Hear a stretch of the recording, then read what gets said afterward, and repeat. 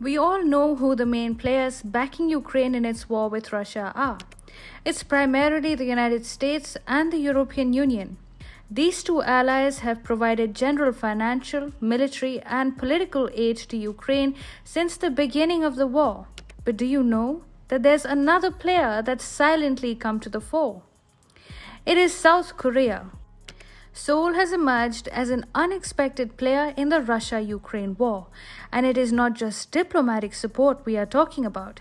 It is weapons support, right at the behest of the United States.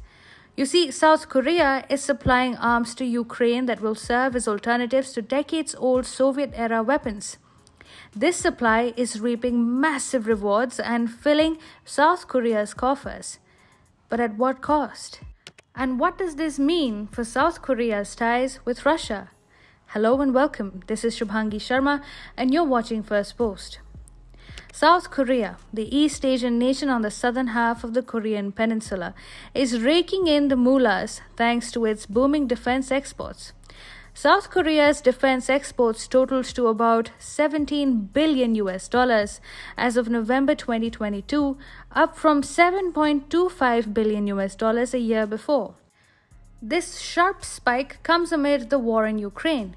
You see, there are two reasons for this. First, Kiev has been heavily reliant on the West for supplying arms, but now the US and EU are struggling big time to match Ukraine's ammunition demands. And why not? Ukraine is burning through as many as 7,000 rounds of ammunition a day. By comparison, the United States produces only 15,000 rounds each month.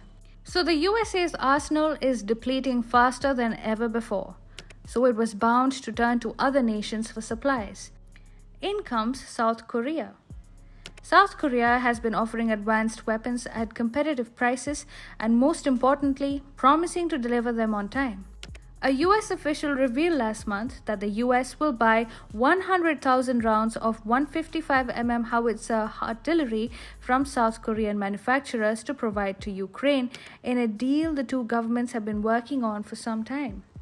Mind you, Seoul's weapons aren't as high-tech as the US, but with time being of utmost importance for the West and Ukraine, Washington has given a green signal to these purchases.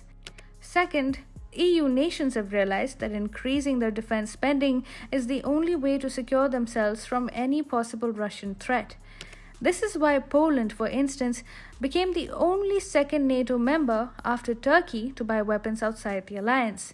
Not just this, it emerged as the biggest buyer of South Korean weapons since the war began. This has placed South Korea as the world's 8th largest weapons exporter, according to a report from the Stockholm International Peace Research Institute. But there's more. You see, South Korean weapons have now landed on the battlefield in Ukraine, and they are directly being used against Russian forces. So, has Seoul endangered its ties with Russia in the process? There are some solid reasons why South Korea cannot afford to antagonize Moscow. For starters, Seoul's support to the US or Ukraine is equivalent to Russia siding with its rival North Korea. Putin had warned President Yoon Suk-yeol not to side with the West and empower Ukraine. That's when the South Korean president went on the defensive. He said that these talks of supplying weapons were being conducted under, and I quote, the premise that the US is the end user.